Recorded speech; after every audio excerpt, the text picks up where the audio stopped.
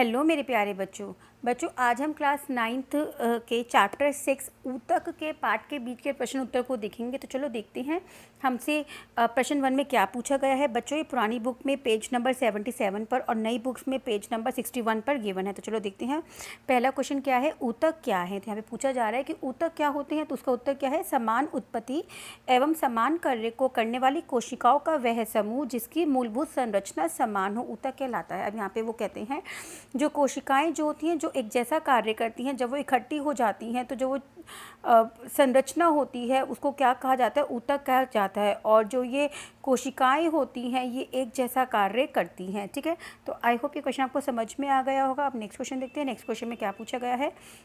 Next question है बहुकोशिकीय जीवों में ऊतकों का क्या उपयोग है। अब यहाँ पे पूछा जा रहा है जो बहुकोशिक जीव होते हैं ना उनमें ऊतकों का क्या उपयोग होता है। तो चलो उसका देखते हैं। बहुकोशिकीय जीवों में लाखों से अरबों कोशिकाएं होती है। अब यहाँ पे कहा जा रहा है जो बहुकोशिक जीव होते हैं ना उसमें कम से कम भी लाखों से अरबों कोशिकाएं होती हैं। इनमें से अधिकतर कोशिकाएं कुछ ही विशेष कार्य को संपन्न करने में सक्षम होती है। वो कह रहे हैं इसमें जो कुछ ही कोशिकाएं जो होती हैं ना वो विशेष कार्य को संपन्न कर पाती हैं। ठीक है, प्रत्येक विशेष कार्य कोशिकाओं के विभिन्न समूह द्वारा किया जाता है। अब यहाँ पे कहा जा रहा है जो भी विशेष कार्य होता है ना वो प्रत्येक जो भी कार्य होता है वो कुछ विशेष कोशिकाओं के समूह के द्वारा किया जाता है। जैसे बच्चों हमारा पाचन तंत्र की अलग कोशिकाएं होंगी, हमारे मस्तिष्क तंत्र की अलग कोशिकाएं होंगी, हमारे परिसंचरण तंत्र की अलग कोशिकाएं होंगी। तो इनका एक अपना पर्टिकुलर कार्य होता है। ठीक है, कोशिकाओं की ये समूह एक विशिष्ट कार्य को ही दक्षता पूर्वक संपन्न करने के लिए सक्षम होते हैं। अब यहाँ पे कहा जा रहा है कोशिकाओं के जो ये समूह होते हैं ना ये ही एक विशिष्ट कार्य करने के लिए सक्षम होते हैं। ये समूह ऊतक कहलाते हैं। और ये समूह क्या कहलाए जाते हैं, ऊतक कहलाते हैं। अतः बहुकोशिकीय जीवों में ऊतक श्रम विभाजन में सहायक होता है। अब इसलिए बहुकोशिकीय जीवों में जो ऊतक होता है ना वो श्रम विभाजन में सहायक होता है। श्रम विभाजन मतलब क्या, जैसे बच्चों एक कोशिकीय जीव के अंदर क्या होता है कि सारा काम एक ही कोशिका करती है। ठीक है, लेकिन जो बहुकोशिकीय होते हैं ना उसमें जो सारा काम होता है ना वो बटा हुआ होता है।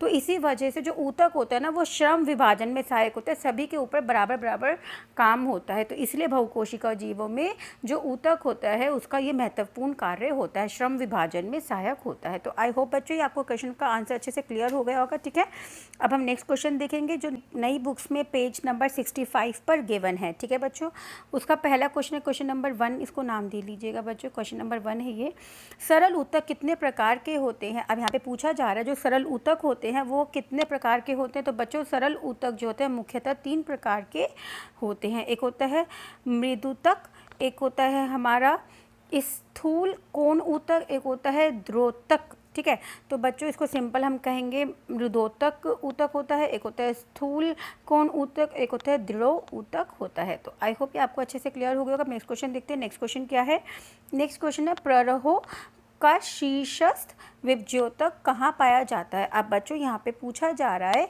कि जो शीर्षस्थ विभज्योतक होते हैं ना ये वाले ऊतक ये कहाँ पर पाए जाते हैं। तो बच्चों ये शीर्षस्थ विभज्योतक ऊतक हैं तो ये किसी भी चीज़ के शीर्ष मतलब टॉप पर पाए जाएंगे। तो इसका आंसर देखते हैं। शीर्षस्थ विभज्योतक जड़ों एवं तनों की वृद्धि वाले शीर्ष भाग में विद्यमान रहते हैं। तो यहाँ पे कहा जा रहा है जो शीर्षस्थ विभज्योतक होते हैं ना वो जड़ और तनों के जहाँ पे वो वृद्धि करती है ना, तो हमें पता है जड़े की जो टिप होती हैं उसको शीर्ष कहते हैं, वहाँ पर उपस्थित होते हैं। और हमें पता है तनों के जो बिल्कुल शीर्ष होते हैं वहाँ पे उपस्थित होते हैं तथा वह इनकी लंबाई में वृद्धि करता है। जो शीर्षस्थ विभज्योतक होते हैं ना ऊतक ये क्या करते हैं, ये शीर्ष भाग से ही इनकी लंबाई में वृद्धि करते हैं। ठीक है, तो आई होप ये क्वेश्चन का आंसर आपको अच्छे से समझ में आ गया। नेक्स्ट क्वेश्चन देखते हैं। तो बच्चों अब नेक्स्ट क्वेश्चन है नारियल का रेशा किस ऊतक का बना होता है। पूछा जा रहा है बच्चों जो नारियल होता है ना उस पर जो ब्राउन ब्राउन कलर का जो रेशा होता है वो किस ऊतक का बना होता है। तो वो दृढ़ोतक ऊतक का बना होता है। ठीक है बच्चों, हो सकता है मेरी प्रोनाउंसिएशन में थोड़ी गड़बड़ी हो तो आप यहाँ पे इसको देख के लिख सकते हैं, दृढ़ोतक ऊतक में बना होता है। ठीक है, नेक्स्ट क्वेश्चन क्या है, फ्लोएम के संगठक कौन कौन से होते हैं। अब यहाँ पे पूछा जा रहा है जो फ्लोएम होता है ना जो पौधों में खाने को पहुँचाता है, पौधों के सभी भागों तक जो फ्लोएम होता है ये किन किन चीज़ों से मिलकर बना होता है। तो बच्चों फ्लोएम के संगठक कौन कौन से होते हैं, निम्न होते हैं चालनी, नलिका होती है छिद्रित भित्ति वाली नालिकाकार जीवित कोशिका होती है। तो बच्चों सबसे पहले फ्लोएम के संगठन कौन से हैं? एक तो चालनीय नलिका होती है जो छिद्रित होती है, जिसकी भित्ति जो होती है वो छिद्रित होती है, एवं नालिका आकार जीवित कोशिका होती है ये, ठीक है। दूसरी कौन सी होती है, किससे बनी होती है, कौन सा दूसरा संगठक होता है? वो होता है सहायक कोशिकाएं, मतलब जीवित कोशिकाएं होती हैं। तीसरा होता है फ्लोएम मृदुतक, मतलब वो जीवित कोशिकाएं होती हैं। और चौथा होता है फ्लोएम रेशे, जो कि मृत कोशिकाएं होती हैं। तो बच्चों फ्लोएम की जो संगठक होते हैं उसमें खाली एक ही मृत कोशिका होती है जिसको हम फ्लोएम रेशे कहते हैं। तो आई होप बच्चों ये क्वेश्चन आपको अच्छे से क्लियर हो गए होंगे। अब बच्चों अब हम नेक्स्ट पेज के क्वेश्चन आंसर्स को पढ़ेंगे जो कि नई बुक में पेज नंबर 69 पर गिवन है। तो चलो देखते हैं। पहला क्वेश्चन है, उस ऊतक का नाम बताइए जो हमारे शरीर में गति के लिए उत्तरदायी है। अब यहाँ पे पूछा जा रहा है हमें उस ऊतक का नाम बताना है जो हमारे शरीर में गति करते हैं। तो बच्चों इसका आंसर आप लिखेंगे, हमारे शरीर में गति पेशीय ऊतक के कारण होती है। यहाँ पे कहा जा रहा है जो हमारे शरीर में जो गति होती है ना वो पेशीय ऊतक के कारण की वजह से होती है, ठीक है। और बच्चों जो पेशीय ऊतक होते हैं ना, ये पेशीय ऊतक लंबी तंतुनमा कोशिकाओं का बना होता है जिसे पेशीय तंतु कहते हैं। यहाँ पे कहा जा रहा है जो पेशीय ऊतक होते हैं ना ये लंबी तंतुनुमा पेशी कोशिकाओं का बना होता है जिसे हम पेशीय तंतु कहते हैं। बच्चों ऐसी होती है हमारी मसल्स, वो जो होते हैं ना मसल्स टिश्यूज वो ऐसे होते हैं, इनमें बीच में न्यूक्लियस होता है, केंद्रक होता है, ये ऐसे होते हैं, ठीक है। तो पेशीय ऊतक होते हैं, ठीक है। ये हमारी ना हड्डियों के पास होते हैं, इसीलिए ये हमको गति करने में सहायक होते हैं। अब नेक्स्ट क्वेश्चन देखेंगे। अब बच्चों नेक्स्ट क्वेश्चन क्या है, न्यूरॉन देखने में कैसा लगता है? यहाँ पे पूछा जा रहा है बच्चों न्यूरॉन जो होता है जो हमारी मस्तिष्क में होता है वो देखने में कैसा लगता है? तो न्यूरॉन के मुख्य भाग कोशिका काय या साइटोन में केंद्रक तथा कोशिका द्रव्य सम्मिलित होते हैं। प्रत्येक न्यूरॉन से एक लंबे प्रवर्त निकलते हैं जिसे एक्सॉन कहते हैं। साइटोन से बहुत सारी छोटी शाखा वाले प्रवर्त डेंड्रॉइड्स निकलते हैं। तो बच्चों वैसे जो न्यूरॉन होता है ना वो देखने में एक तरह से स्टार जैसा होता है। क्यों? इसकी आकृति ऐसे होती है ना, ऐसे होता है लंबा सा और एक ऐसे होता है, ठीक है, बीच में न्यूक्लियस होता है, ठीक है। ये हमारी नर्व्स एंडिंग होती हैं जिसको हम कहते हैं, ठीक है बच्चों। तो ये बच्चों जो हमारे होती है डेंड्रॉइड्स होते हैं, ठीक है। और ये जो होता है हमारा बीच में केंद्रक होता है, ये जो लंबा होता है ये एक्सॉन होता है, ठीक है। और ये हमारी जो होती है एंडिंग होती है, ठीक है। तो आई होप ये आपको क्वेश्चन क्लियर हो गए। अब नेक्स्ट क्वेश्चन देखते हैं। अब नेक्स्ट क्वेश्चन है, हृदय पेशी के 3 लक्षणों को बताइए। अब यहाँ पे जो हमारी हृदय होता है ना, जो हृदय पेशी होती है उसके 3 लक्षणों को बताना है। तो सबसे पहले हृदय पेशी के 3 लक्षण निम्न प्रकार है। पहला क्या है, ये अनैच्छिक होती हैं और जीवन भर लयबद्ध होकर प्रसार एवं संकुचित करती रहती हैं। अनैच्छिक होती है मतलब इनवॉलंटरी होती है, इसको हम नहीं भी चाहेंगे तब भी ये धड़कती रहती है, ठीक है। तो इसलिए क्या है, ये अनैच्छिक होती है, अनैच्छिक होती है और ये जीवन भर जो होती हैं ये प्रसार एवं संकुचन वाला कार्य करती रहती है, ठीक है। इस पेशी की कोशिकाएं बेलनाकार, शाखित और एवं केंद्रकीय होती है। अब इसकी जो कोशिकाएं होती है वो बेलनाकार होती है, शाखित होती है और केंद्रकीय होती है, ठीक है। और क्या है, ये अविभाजनशील होती हैं। और ये कैसी होती है, ये अविभाजनशील होती है। नेक्स्ट क्वेश्चन देखते हैं। नेक्स्ट क्वेश्चन क्या है, इसको बच्चों आप क्वेश्चन नंबर 4 दे लीजिएगा। एरियोलर ऊतक के क्या कार्य होते हैं? तो एरियोलर ऊतक के कार्य निम्न प्रकार के हैं। ये अंगों के भीतर की खाली जगह को भरता है। तो जो एरियोलर ऊतक होते हैं ना, ये अंगों के भीतर की खाली जगह को भरता है, ठीक है। ये ऊतक आंतरिक अंगों को सहारा प्रदान करते हैं। और जो ये ऊतक होते हैं ना, जो हमारे आंतरिक जो अंदर के अंग होते हैं उनको सहारा प्रदान करते हैं। और तीसरा क्या है, ये ऊतकों की मरम्मत में सहायता करते हैं। और ये किसका काम करते हैं? ऊतकों की मरम्मत में सहायता करते हैं। तो आई होप बच्चों यहाँ आपको जो पार्ट के बीच में प्रश्न उत्तर थे वो अच्छे से क्लियर हो गए होंगे। और बच्चों अब अभ्यास के प्रश्न उत्तर को देखेंगे। तो चलो देखते हैं। ये हमारी नई बुक्स में पेज नंबर 70 पर गिवन है, ठीक है बच्चों। ये पुरानी बुक्स के अंदर है तो इसको छोड़ दीजिए। आप नई बुक्स में पेज नंबर 70 पर देखेंगे तो आपको जो अभ्यास के प्रश्न उत्तर उसमें पहला क्वेश्चन यही गिवन होगा, ऊतक की परिभाषा दीजिए। तो यहाँ पे हमसे क्या पूछा जा रहा है, हमें ऊतक की परिभाषा करनी। तो चलो इसका आंसर देखते हैं। तो बच्चों ऊतक क्या होते हैं? समान उत्पत्ति थी एवं समान कार्य को करने वाली कोशिकाओं का वह समूह जिसकी मूलभूत रचना समान हो, ऊतक कहलाते हैं। तो बच्चों ऊतक क्या होते हैं? जिसमें जो कोशिकाएं होती हैं, जिसमें बहुत सारी कोशिकाएं इकट्ठी हो जाती हैं जो समान कार्य करती हैं और वो मिलके क्या बना देती हैं? ऊतक बना देती हैं, ठीक है। तो ये इसको हम क्या कहते हैं? ऊतक कहते हैं। अब हम नेक्स्ट क्वेश्चन देखेंगे। अब बच्चों प्रश्न 2 क्या पूछा गया है। प्रश्न 2 है कितने प्रकार के तत्व मिलकर जाइलम ऊतक का निर्माण करते हैं, उनके नाम बताइए। अब यहाँ पे पूछा जा रहा है जो जाइलम ऊतक होता है ना उसमें कितने प्रकार के तत्व होते हैं, मतलब उसके संगठक क्या है हमें वो बताना है, उनके नाम बताना है। तो जाइलम ऊतक निम्न 4 प्रकार के तत्वों से मिलकर बना होता है। पहला होता है जाइलम वाहिनिका, जल का संवहन करता है। अब वो क्या होता है, इसमें जाइलम वाहिनिका होती है जो क्या करती है, वो जल का संवहन करती है, मतलब जल को पौधे के विभिन्न भागों तक पहुंचाता है। ठीक है। दूसरा होता है जाइलम वाहिका, जल का संवहन करता है। और दूसरी क्या होती है, वो भी जाइलम वाहिका होती है जो जल का संवहन करता है। ठीक है। तीसरी क्या होती है, जाइलम मृदुतक होती है, भोजन को संग्रह और किनारे की और पानी की पार्श्वीय संवहन में मदद करता है। वो कहते हैं जो जाइलम मृदुतक होता है ना वो क्या करता है, भोजन का संग्रह करते हैं और किनारे की ओर जो पानी के पार्श्व संवहन में मदद करता है। ठीक है। और चौथा क्या होता है, जाइलम तंतु का सहारा देने का कार्य करते हैं। तो जाइलम तंतु क्या करते हैं, ये पौधे को सहारा देने का कार्य करते हैं। तो जाइलम इन चीज़ों से मिलकर बना होता है। तो आई होप ये क्वेश्चन आपको अच्छे से क्लियर हो गए। अब नेक्स्ट क्वेश्चन देखते हैं। प्रश्न 3 में क्या पूछा गया है।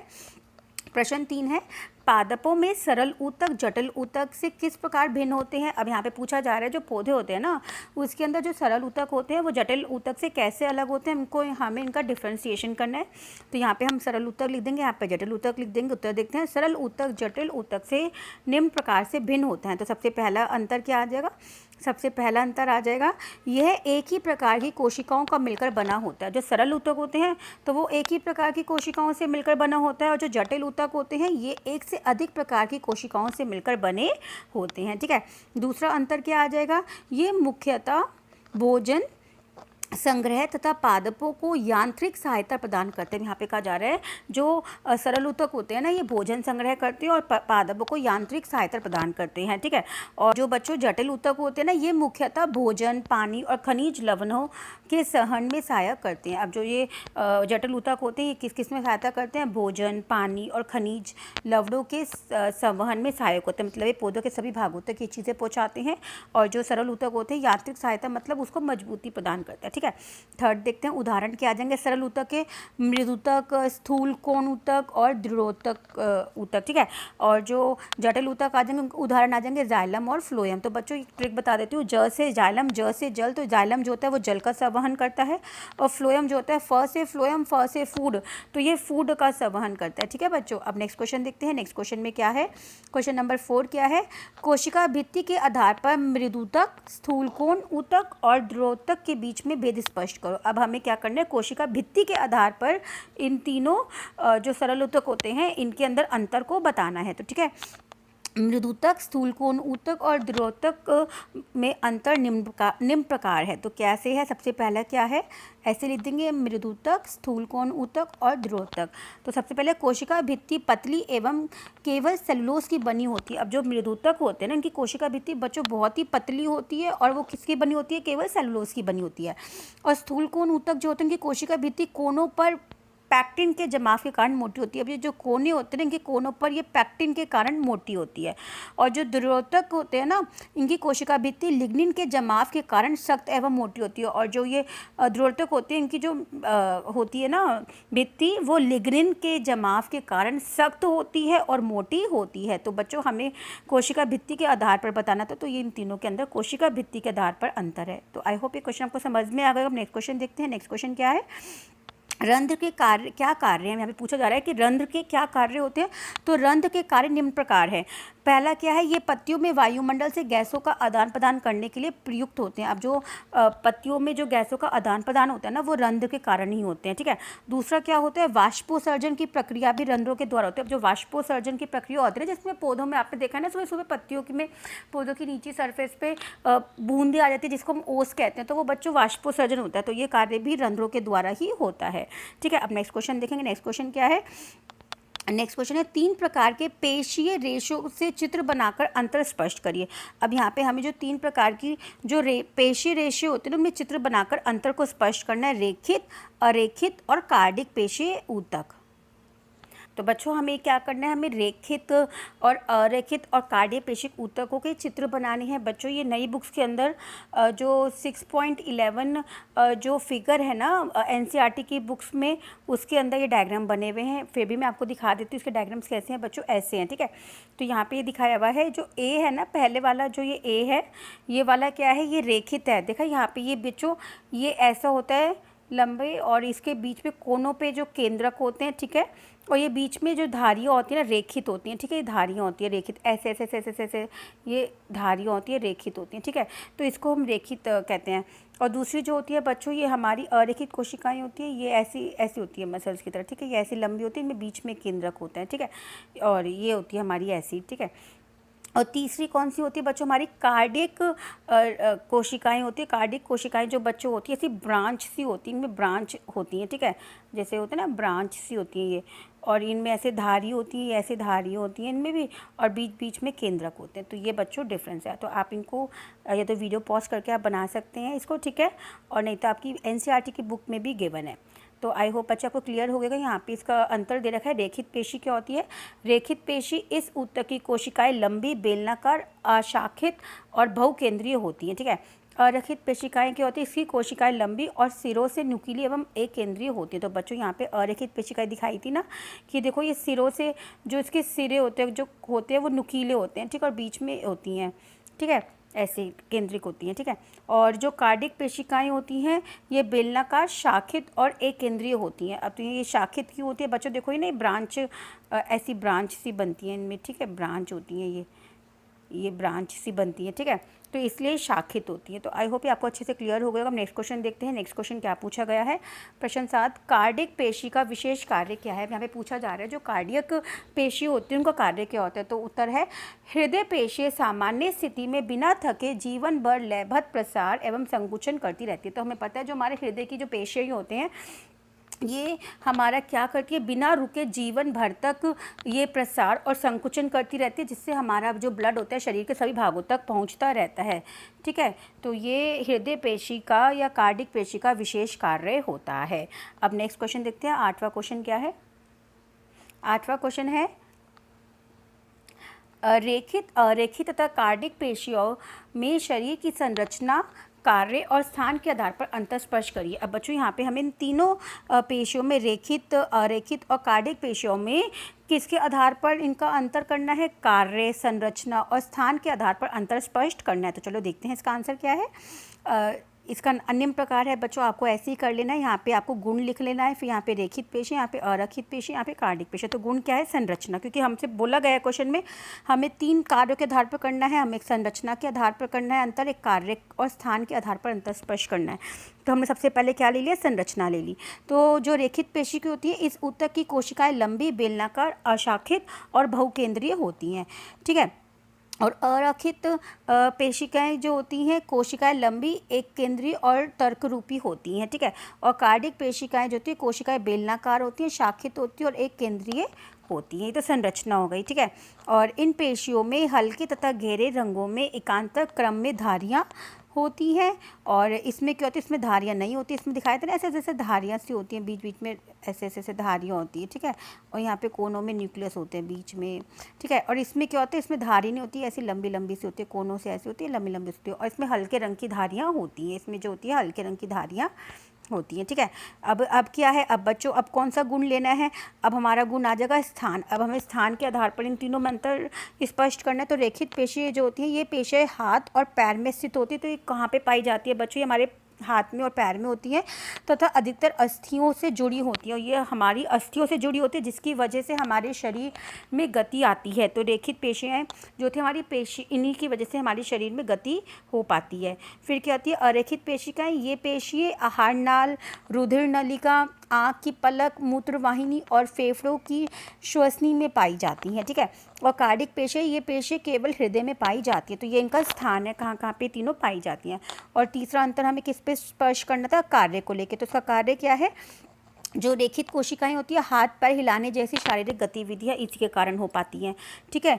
और जो हमारी अरेखित होती हैं वो अनैच्छिक गतियां, जैसे आहार नाल में भोजन का क्रमाकुचन द्वारा प्रवाह आदि। तो यहाँ पे कहा जा रहा है जो हमारी अरेखित पेशी होती है ना, ये अनैच्छिक गतिविधियाँ करती है, मतलब हम नहीं भी चाहेंगे तब भी ये हमारी काम करती रहती है। जैसे पाचन है, जो हमने खाना खाया ये खुद ब खुद पचता रहता है, ये हमारे कंट्रोल में तो नहीं होता ना, लेकिन जो रेखित पेशिकाएँ होती है वो हमारा काम हमारे कंट्रोल में होता है, हाथ हिलाना, पैर हिलाना, चलना फिरना, ठीक है। और अनैच्छिक गतियाँ वो होती है जो अपने आप पूरे टाइम हमारी बॉडी में होती रहती है, जैसे सांस लेना, हृदय का चलना, ठीक है।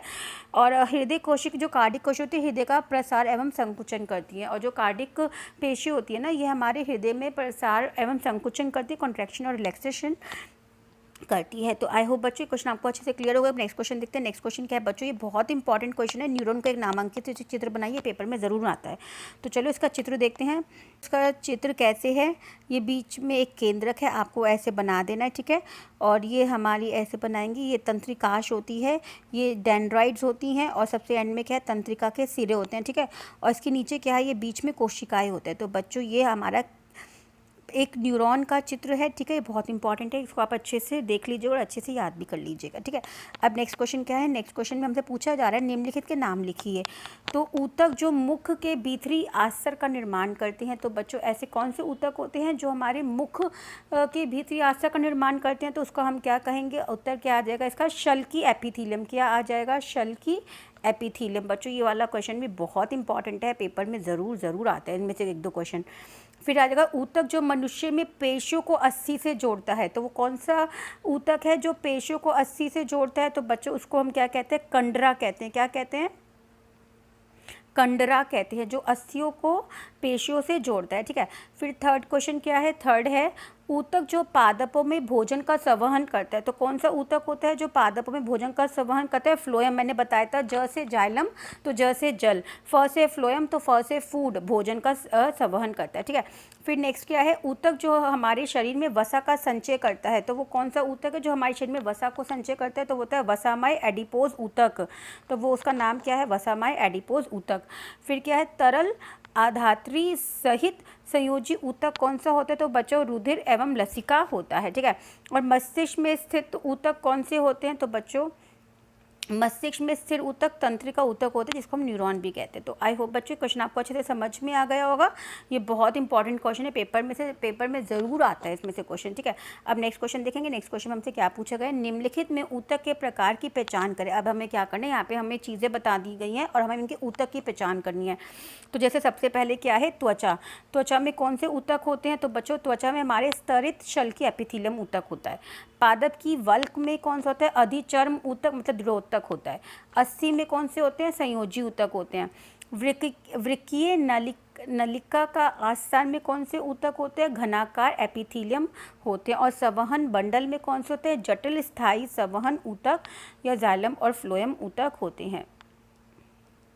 तो आई होप बच्चों ये क्वेश्चन आपको अच्छे से समझ में आ गया होगा, ठीक है। नेक्स्ट क्वेश्चन देखेंगे। नेक्स्ट क्वेश्चन में हमसे क्या पूछा गया है, मृदुतक ऊतक किस क्षेत्र में स्थित होते हैं। यहाँ पे पूछा जा रहा है जो मृदुतक ऊतक होते हैं ना वो कौन से क्षेत्र में होते हैं, तो बच्चों जो मृदुतक ऊतक होते हैं मुख्यतः पादपों के कोमल भाग जैसे जड़, तना, पत्ती, फल और फूल आदि में होता है। ये ऊतक संवहन बंडल में और पत्ती की एपिडर्मिस के नीचे पर्णवृत्त में भी पाया जाता है। तो जो मृदुतक ऊतक होते हैं ये कहाँ पे होते हैं, तो पौधे के कोमल भागों में पाए जाते हैं, जड़, तना, पत्ती, फल, फूल आदि में। और कहाँ पे होते हैं ये ऊतक, संवहन बंडल में और पत्ती की जो एपिडर्मिस के जो नीचे पर्णवृत्त में भी पाए जाते हैं, ठीक है। अब नेक्स्ट क्वेश्चन देखेंगे। नेक्स्ट क्वेश्चन में क्या पूछा गया है, पादपों में एपिडर्मिस की क्या भूमिका होती है। पादपों में क्या होती है भूमिका एपिडर्मिस की, तो इसका आंसर देखते हैं। पादपों में एपिडर्मिस की निम्न भूमिका है। पहला, ये पादपों के सभी आंतरिक भागों की रक्षा करती है, तो ये क्या करते हैं, ये पादपों के सभी आंतरिक भागों की रक्षा करती है। दूसरा क्या होता है, शुष्क स्थानों पर मिलने वाले पादपों में एपिडर्मिस मोटी होती है। अब जो शुष्क स्थान होते हैं जैसे राजस्थान वगैरह, तो वहाँ पे क्या होता है, वहाँ पे बार बार तो पानी मिलेगा नहीं पौधों में, तो क्या होगा, तो उसकी एपिडर्मिस मोटी होती है जिसमें वह वाष्पोत्सर्जन द्वारा जल की हानि को कम करके पादपों की रक्षा करती है। बच्चों जैसे मरुस्थल में कैक्टस होता है, वहाँ पे पानी तो होता नहीं, तो उसकी कैक्टस की जो स्टेम होती है वो कितनी मोटी होती है, तो वो क्या करती है, पानी की हानि नहीं होने देती, ठीक है। नेक्स्ट क्या करती है, एपिडर्मिस जो होती है कोशिका पादपों की बाहरी सतह पर प्रायः एक मोमी जैसी जल प्रतिरोधी परत बनाती है। ये जल की क्षति, यांत्रिक आघात तथा परजीवी कवक के प्रवेश से पादपों की रक्षा करती है। मतलब जो ये मोमी जैसी परत होती है ना, ये पौधों में जल की क्षति को रोकती है, और जो भी कीट चीज़ें होती हैं ना वो उसमें पौधे के अंदर जाने से उसकी रक्षा करती है। और क्या है, पत्ती की एपिडर्मिस में स्टोमेटा होते हैं जो गैसों के आदान प्रदान और वाष्पोत्सर्जन की क्रिया में सहायता करते हैं। जो बच्चे पत्ती की एपिडर्मिस होती है उसमें स्टोमेटा होते हैं जो गैसों का आदान प्रदान करते हैं और वाष्पोत्सर्जन करते हैं। और जड़ों की एपिडर्मल कोशिकाएं जल को अवशोषण का कार्य करती हैं। जो जड़ों में एपिडर्मल कोशिकाएं होती हैं वो जल के अवशोषण का कार्य करती है, मिट्टी में से पानी जड़ें सोखता है और पौधे के सही भागों तक जाती है। और क्या होता है, पुराने वृक्षों में तने की एपिडर्मल जो परत होती है मोटी हो जाती है और एक मोटी छाल का निर्माण करती है। इनकी भित्ति पर सुबेरिन नामक रसायन का जमाव हो जाता है जो इन छालों को हवा एवं पानी के लिए अभेद बनाता है। ठीक है, तो आई होप बच्चे आपको आंसर अच्छे से क्लियर हो गया होगा। नेक्स्ट क्वेश्चन देखते हैं। नेक्स्ट क्वेश्चन हमसे क्या पूछा गया है। नेक्स्ट क्वेश्चन है, छाल या कॉर्क किस प्रकार सुरक्षा ऊतक के रूप में कार्य करती है। जो छाल होती है ना पेड़ों की या कॉर्क होती है वो पेड़ों को कैसे सुरक्षा प्रदान करती है वो देखते हैं। जैसे जैसे वृक्ष की आयु बढ़ती है उसके तने के बाहरी सुरक्षात्मक ऊतकों में परिवर्तन होता है। बहुवर्षीय वृक्ष के तने पर बहुस्तरीय छाल का निर्माण होता है। इन छालों की कोशिकाएं जो होती है मृत हो जाती हैं। अब जो छाल होती है ना, छाल की कोशिकाएं कैसी होती है, मृत होती हैं एवं ये बिना अंतः कोशिकीय स्थानों के व्यवस्थित होती हैं। और इसमें कोई भी अंतः कोशिकीय स्थान नहीं होते, उसके बिना ही ये व्यवस्थित होती हैं। इनकी भित्ति पर सुबेरिन नामक रसायन का जमाव हो जाता है। और इनकी भित्ति पर कौन सा रसायन का जमाव होने लग जाता है, सुबेरिन नाम का, जो इन छालों को हवा एवं पानी के लिए अभेद बनाता है। ठीक है, तो इस तरह जो छाल होती है वो सुरक्षा के रूप में पौधे को बचाती है। ठीक है, अब नेक्स्ट क्वेश्चन क्या है, निम्न दिए गए चार्ट को पूरा करना है। तो बच्चों इसमें हमें क्या करना है, हमें भरना है। तो इसमें क्या है, स्थायी ऊतक जो होते हैं वो 2 प्रकार के होते हैं, सरल और जटिल। और जो सरल ऊतक होते हैं वो 3 प्रकार के होते हैं। वो कौन कौन से होते हैं, तो वो होते हैं हमारा मृदु ऊतक, स्थूल कोण ऊतक और दृढ़ ऊतक। और जटिल ऊतक जो होते हैं जाइलम और फ्लोएम होते हैं। तो आई होप बच्चों ये आंसर आपको अच्छे से समझ में आ गए होंगे इसके अभ्यास के। ठीक है बच्चों, यहाँ पे हमारे अभ्यास के सारे प्रश्न उत्तर खत्म हो गए हैं।